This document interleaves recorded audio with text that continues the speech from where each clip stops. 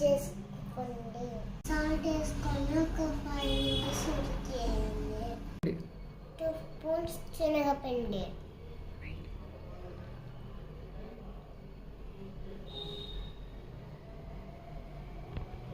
2 spoons బియ్యం పిండి, wait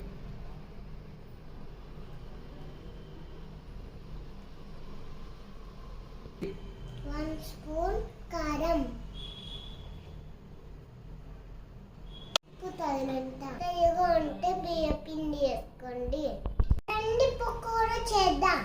బాణలి పెట్టి నూనె వేసుకోండి. నూనె కాగాక పకోడా వేయండి.